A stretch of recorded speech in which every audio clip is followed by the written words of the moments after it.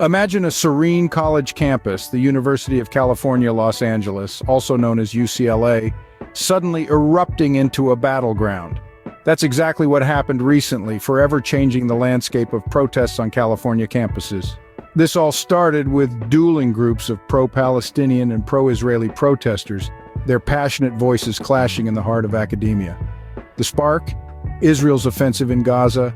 Demonstrations spread like wildfire across universities nationwide, igniting crackdowns, arrests, and heated debates. While some hailed these protests as stalwart defenses of Palestinian rights, others condemned them as anti-Semitic.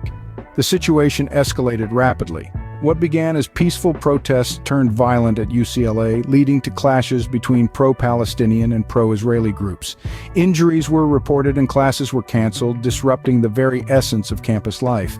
The situation grew so dire that Governor Gavin Newsom dispatched California Highway Patrol officers to restore order.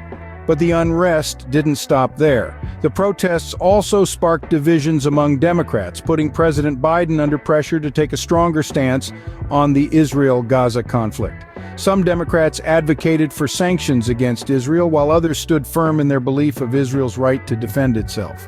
The president's handling of the protests and the Israel-Palestine conflict could have far-reaching implications, influencing his standing with young progressive voters and other key demographics in the upcoming election. All the while, student journalists from Columbia to UCLA found themselves on the front lines covering campus unrest and facing challenges as both members of the media and students.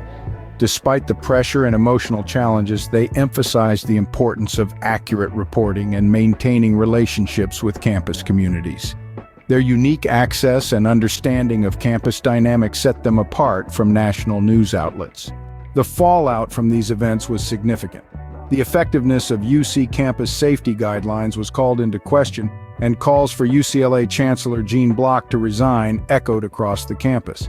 Legislative Republican leaders are now seeking budget actions to address campus safety issues. To sum up, the recent events at UCLA have dramatically shifted the landscape of protests on California campuses. The violent clashes between pro-Palestinian and pro-Israeli groups sparked nationwide debates, political divisions, and a reassessment of campus safety guidelines. As we continue to grapple with the aftermath of these events, one thing is clear: the impact of these protests will be felt for years to come.